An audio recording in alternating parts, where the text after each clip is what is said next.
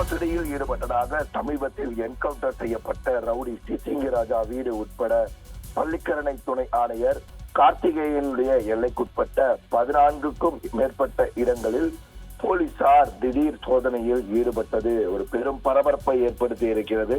தாம்பரம் காவல் ஆணையர் அபின் தினேஷ் முதற் உத்தரவின் பேரில் பள்ளிக்கரணை துணை ஆணையாளர் கார்த்திகேயன் தலைமையிலான உதவி ஆணையாளர்கள் 14 ஆய்வாளர்கள் உள்ளிட்ட 200க்கும் மேற்பட்ட போலீசார் நில மோசடியில் ஈடுபட்டதாக முக்கிய குற்றவாளிகளின் வீடுகள் மற்றும் உறவினர்கள் இல்லங்களில் 16க்கும் மேற்பட்ட இடங்களில் அதிரடி சோதனையில் இன்று காலையில் ஈடுபட்டிருந்தனர்.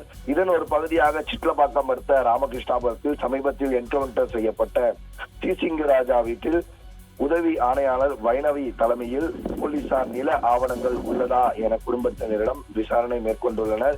இதுபோல் சேலையூர், மப்பேடு, கஸ்பாபுரம், மாடம்பாக்கம் உள்ளிட்ட 14க்கும் மேற்பட்ட இடங்களில் போலீசாருடைய அதிரடி சோதனையானது நடைபெற்றுள்ளது.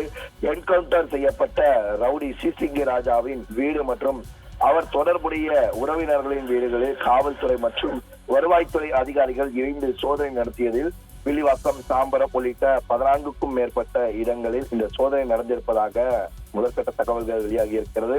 காவல்துறை மற்றும் வருவாய்த்துறை இணைந்து இந்த சோதனையில் ஈடுபட்டுள்ளதாகவும் தெரியப்படுகிறது.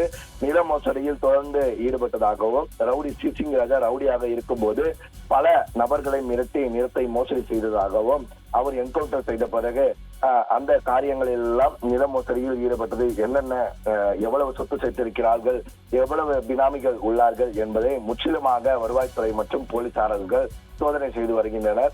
சோதனை முடிவு உற்ற பிறகுதான் எவ்வளவு பணம் கைப்பற்றப்பட்டுள்ளது, நில ஆவணங்கள் எவ்வளவு கைப்பற்றப்பட்டுள்ளது என்ற முழு விவரம் தெரியப்படும் என்று தாம்பரம் மாநகர காவல்துறை வட்டாரத்தில் ஒரு பேசுபொருளாக பேசிக் கொள்ளப்படுகிறது.